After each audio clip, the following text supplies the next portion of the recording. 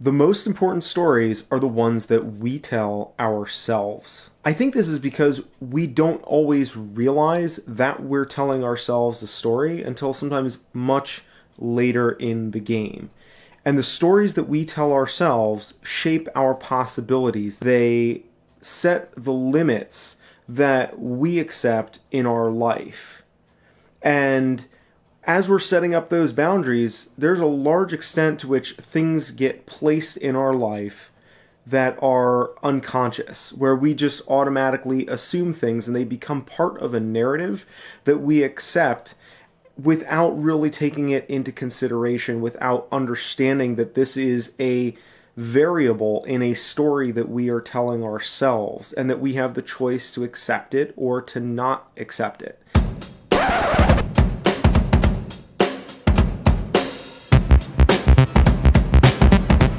I realize that the message of empowering people through adventure and trying to change the narrative of life with chronic illness, it seems a little bit out there sometimes, and it seems a little bit ethereal, not something very concrete. And the other day, on the side of the mountain, cuddled up with Martin, wondering what was going to happen when the wind kicked up and the weather was blowing in, and we didn't know if we were going to be able to get off of there in time, and all of these things kind of made us uncomfortable and unsettled us and rattled us and shook us, or at least shook me. Martin was a little bit cooler than I was. But in that moment of difficulty, I realized that the reason why it was so difficult for me was not because lightning was striking me. It wasn't because I was freezing to death or because I was dying of low blood sugar. It was because I was worrying about these things instead of being content with the fact that I was perfectly fine. And the reason why that happened was because in my head there was a story that I had accepted, that some of it had come from me, some of it I'm sure came from the outside world, but I hadn't ever really understood it that clearly, that this was a story that I had the ability to change, that we all have this story, that we all have the ability to change the narrative that's in our head. And that is a very practical thing when it boils down, because that directly impacts what we can and cannot do and what we will and will not try to do in our lives. I talk a lot about trying to push limits and challenge myself, and I try to do this and share it for the benefit of other people as well, and also because I frankly enjoy making things from the time that I spend in the mountains, and it's a good practice to get disciplined about creating things. But that aside, there is a first step that has to take place before we can actually change anything physically, outwardly in our lives, and that starts with telling ourselves a story in which we are able to make that change. And I started thinking about this because long before I ever started climbing or traveling, I had this story in my head, this narrative that was going on, and in it I was a climber. And that's why I started climbing. And that's what led me into the pursuit of adventure and a somewhat unconventional lifestyle for somebody living with a chronic illness, when everything else in the public narrative says, no, you need to be like within X amount of distance from a hospital, you need to have months worth of supplies of insulin, you need to live your life on defense. And the story that I told myself in my head was that, hey, maybe I could live my life on offense instead. And because I believed it, it seemed like a reasonable thing to do, and it never really was something that I questioned. But even within that story, what I learned on this last outing in the Bugaboos is that there's still room to expand that story, because I expanded my comfort zone far enough beyond what maybe is considered normal, or going beyond the limitations of the conventional viewpoint of life with chronic illness. But there was still a lot more elasticity in my limitations that I hadn't even taken into account, because I thought, well, I expanded my limits, that's enough.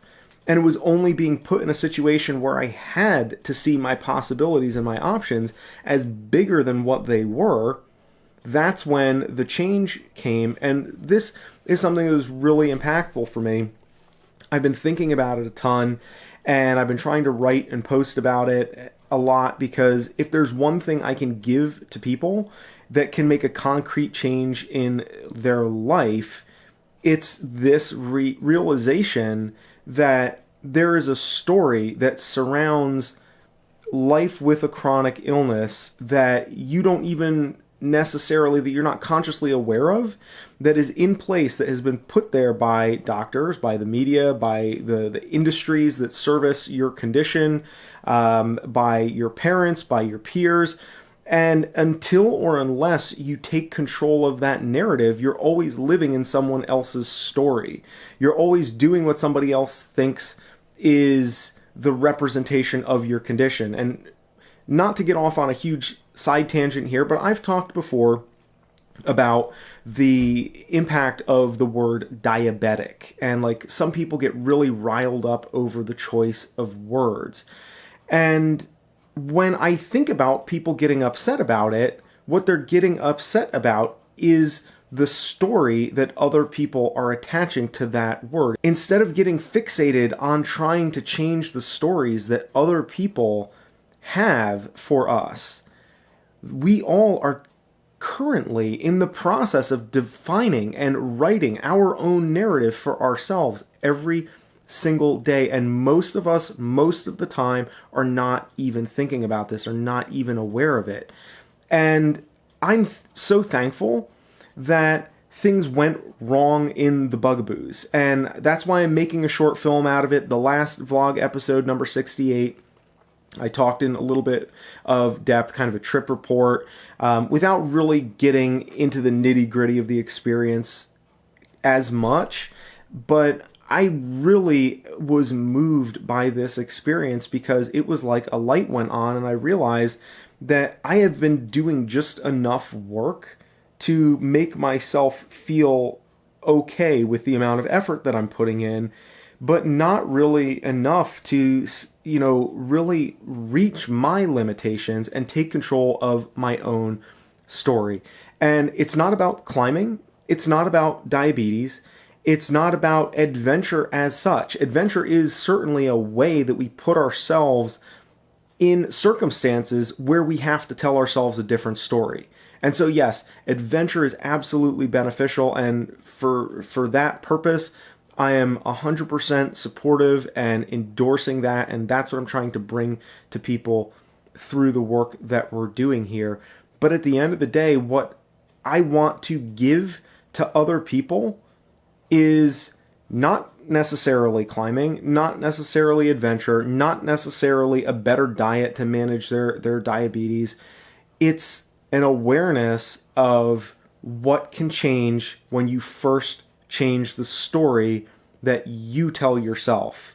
Because whatever it is that you believe thoroughly, and whenever you take control of that narrative in your head, that's when things begin to change. I think that this is probably the most valuable crystallized bit of knowledge or information that has really come to the surface in the years that I've been doing Living Vertical and trying to share a message of empowerment.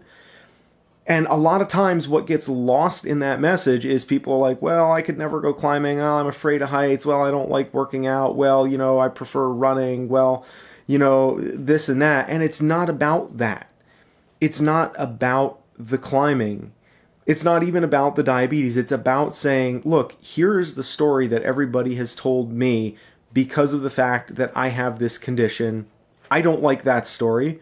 I have a better idea for a better story. So I'm going to go tell myself that story until it becomes no longer a story, but it becomes real. And then once I'm comfortable with that, I'm going to go a little bit further, and I'm going to tell myself an even better story, and I'm going to keep doing that until, well, as long as I'm alive. Because to me, that is the point. It's to be taking control of the narrative that is in our life and living life on our own terms, and not being a victim of someone else's story. That's all I got for you today. And in the next couple of days, we're going to be packing up. We're going to be returning to a more Casey Neistat visually stimulating form of vlogging and less of me sitting in a chair at my friend's place talking to the camera. But honestly, like, none of the other stuff really means much, or at least to me, without being able to put it in the context of why this is important and why we're doing this and what you can get out of this. So that's all I got for you in this episode. Adventure is great medicine, and more than that, it is a great way for us to take control of the narrative of what it means to live our life with a chronic illness, or any challenge for that matter. It's up to us to take control of that story.